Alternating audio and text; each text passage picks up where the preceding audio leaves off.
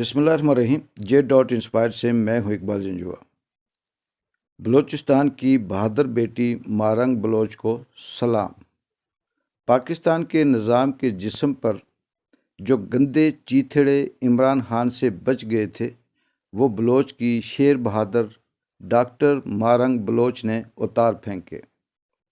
Marang Bloch जो बलूचिस्तान के भाई, बेटे, शोहर, बाप और मिसिंग पर्सन की रिहाई का मुकदमा लेकर बलूचिस्तान से इस्लामाबाद तक एक आग का दरिया अबूर करके पहुंची, इसने रास्ते के वो जुल्म जो निज़ाम चलाने वालों ने अपनी असलियत बताते हुए किए, उनको सहते हुए आवाज़ हक बुलंद रखी।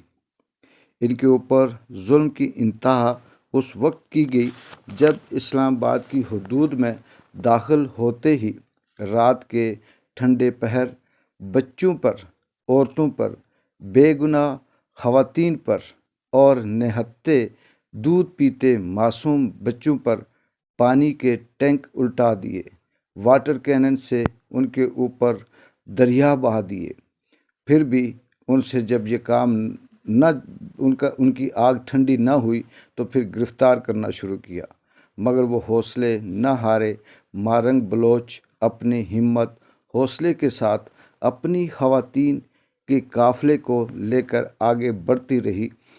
1 माह से ज़्यादा हो गया इस एहतजाज को और वो इस्लामाबाद पहुंचा। इस वक्त वो इस्लामाबाद प्रेस क्लब के आगे धरना दिए हुए हैं। मारंग बलोच और इनके साथी सैकड़ों की तादाद में ख़वातीन का एक ही मुतालबा है कि वो हमें बलूचिस्तान की तरक्की नहीं चाहिए, हमें बलूचिस्तान का रेवेन्यू नहीं चाहिए, हमें बलूचिस्तान की जो उस धरती की खूबी है, वसाइल है, उसका हमें कोई किसी किस्म का इख्तियार या हक नहीं चाहिए।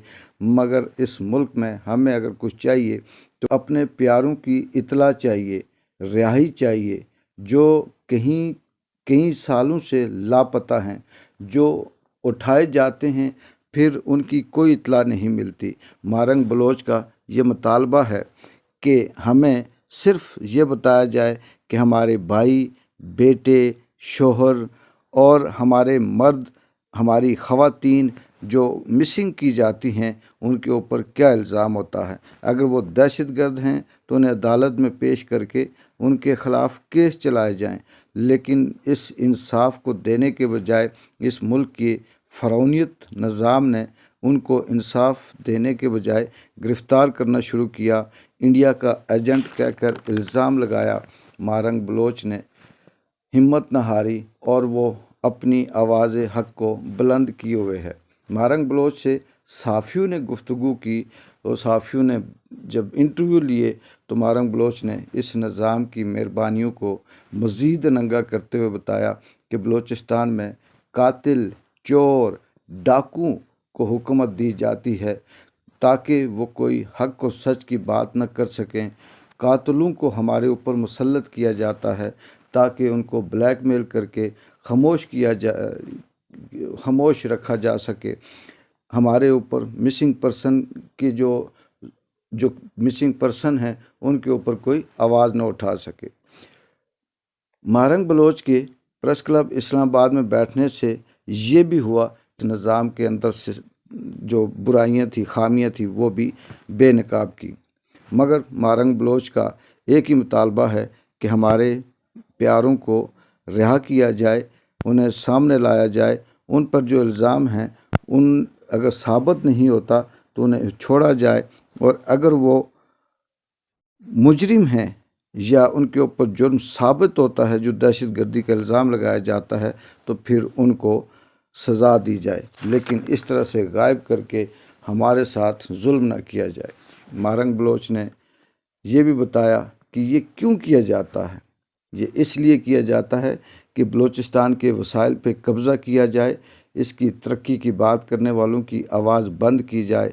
मारंग बलोच बहादुर कौम की बेटी, इसको सलाम पेश करता हूँ और पाकिस्तान के निज़ाम दीन के लिए सवाल है कि जिस मुल्क में औरतों को इंसाफ लेने के लिए निकलना पड़े, جس ملک کی عورتیں انصاف کے لیے سڑکوں پر آ جائیں، جس ملک کی عورتیں انصاف کے لیے در بدر ٹھوکریں کھانا شروع ہو جائیں، جس ملک کی خواتین بچے بچیوں کو اپنا حق لینے کے لیے انہیں ظلم کے چکی میں پیسا جائے، اس ملک کے طاقتور مردوں کو چوڑیاں پہن کر کوٹھوں میں ناچنا چاہیے۔ اس کے علاوہ اور کچھ کہا نہیں جا سکتا۔